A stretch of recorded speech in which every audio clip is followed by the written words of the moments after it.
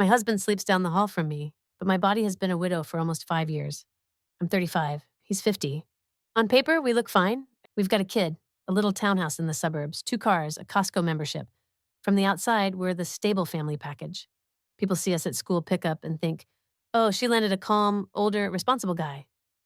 Lucky her. They smile at us like we're a cute, quiet couple. They have no idea I haven't been touched like a wife in years. No sex, no kissing, no hand-holding. We sleep in separate bedrooms because of his back and because he snores. Even on family trips, we book 2 beds. He takes one with our kid, and I sleep alone in the other like some live-in aunt. When we first got married, it wasn't fireworks. But it existed. He was already 40. I told myself, he's older, he's tired, real life isn't a movie, sex isn't everything. We got pregnant. We put together a crib at 2 a.m., argued about paint colors, scrolled Pinterest for nursery ideas. We did all the young family things. Meanwhile, our intimacy quietly shrank, from once in a while, to barely, to basically never. About 5 years ago, it just stopped. No more reaching for me in bed. No more, hey, you look good today, hands on my waist. If I slid closer on the couch, he'd pat my shoulder like a roommate and keep watching TV. One night, I tried to be brave. I sat on his lap, kissed his neck, and whispered, hey, remember when we used to actually touch each other? He sighed, gently moved me off, and said, I'm just tired. Can we not do this right now? I laughed it off, went to my bedroom, and cried into my pillow so our kid wouldn't hear. I brought it up so many times I lost count. I asked if he was sick, depressed, cheating, secretly asexual, gay, anything. My brain was grabbing at every label it could just so I didn't have to say the one that scared me most. That he just didn't want me. He always brushed it off.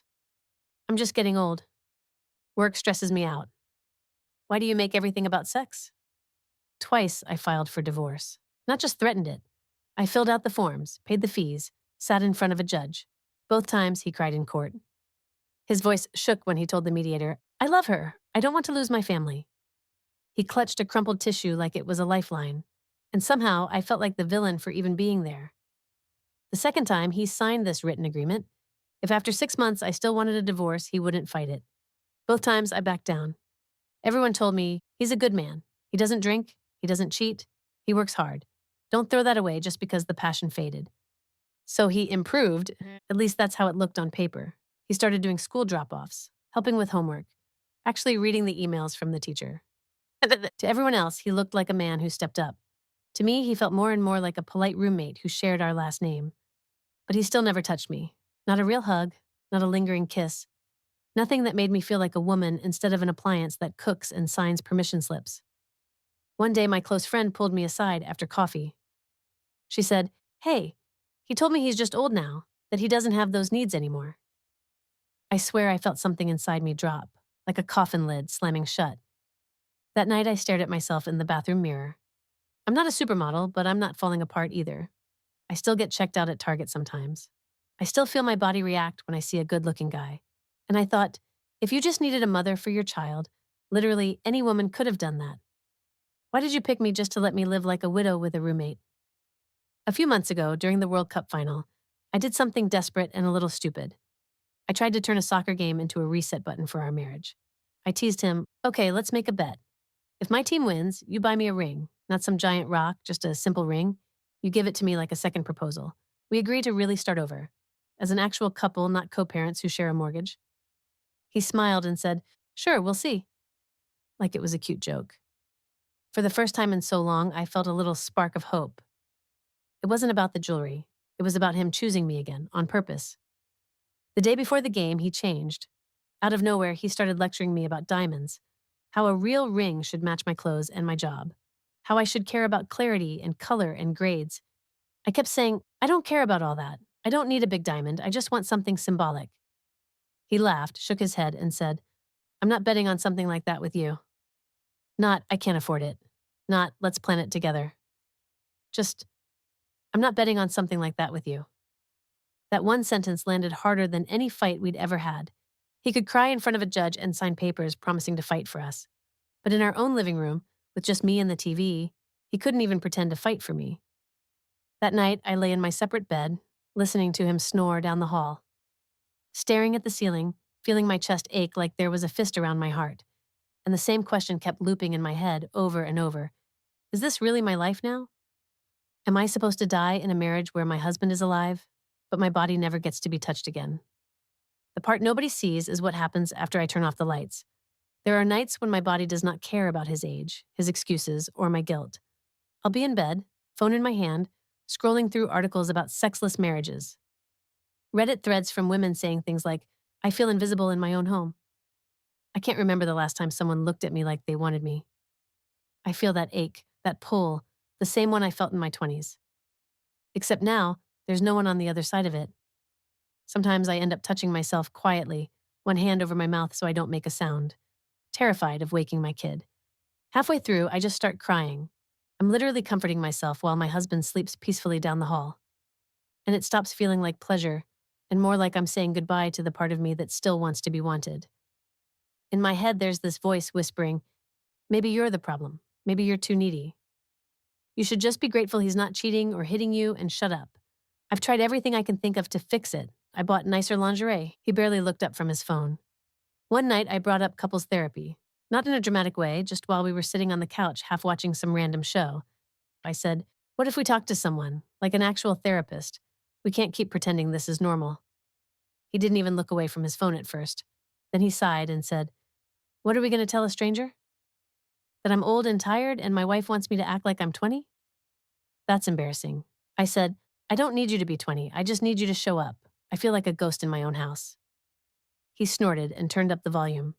We're fine. You're the one who keeps making everything about sex. I tried no pressure nights, massages, back rubs. Just asking, can you hold me tonight? No expectations. I just want to feel close. He'd wrap his arms around me for a few minutes, pat my back like I was a child, and then roll over and fall asleep. Check the box. Job done. The last family trip we took, we booked a small hotel room with 2 beds, one for him and our kid, one for me. Around midnight, he got up. I felt the mattress shift as he slid into my bed. He wrapped his arm around me from behind. His hand moved up my side, over my stomach, down my hip, like his body remembered mine for a second.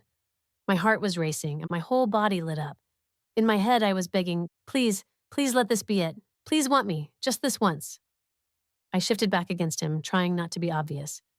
I didn't say anything, because I've learned if I say it out loud, he shuts down. After maybe 5 minutes, he stopped. His arm went limp. His breathing changed. He was asleep. No kiss, no attempt, nothing. I lay there wide awake in that cheap hotel bed, feeling stupid and used. Not because he did anything wrong on paper, but because the only time he held me like that in years. He turned me into a teddy bear. We came home, unpacked, went back to our separate rooms and our separate lives. He never mentioned it. I didn't either. What was I supposed to say? Hey, remember when you almost treated me like a wife and then fell asleep on top of my hope? We still have that legal agreement sitting in a folder in the closet, the one that says, if after 6 months I still want a divorce, he won't fight me. Sometimes I open that drawer, stare at the papers, then close it again. Because here's the messed up part. I don't hate him. He's not abusive. He's not out getting drunk, cheating, or gambling away our money. He packs lunches, shows up to parent-teacher meetings, grabs milk if I text him. He is a good man in every way people can see. Except he doesn't want me. Not in the way I need to feel like a wife instead of a live-in nanny.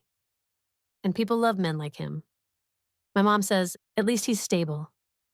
My friends say, at least he's faithful. Even my therapist once said, at least he's there for your child. That counts for something. Nobody sees the part where he's never really there for me. So I keep circling the same questions at 2 a.m., staring at the glow of my phone while he snores down the hall. If I end this marriage because I'm tired of living like a widow in my 30s, everyone will call me selfish. If I stay, I'm choosing to slowly kill off the part of me that still wants to feel young and desired and alive. I don't know what's worse, Dash. Starting over alone with a kid, or spending the next 30 years sleeping down the hall from a man who calls himself my husband, looks like the perfect dad, pays the bills, and treats my body like it doesn't exist. And I always thought if my marriage blew up, it would be because of cheating or screaming or some huge betrayal. I never thought the thing that would break me would be silence. Cold sheets, a husband who's very much alive, and a wife who feels like a widow every night. If you were me, would you stay and learn to live with this half-life, or walk away and be the villain who left a good man, just because I still want to feel wanted?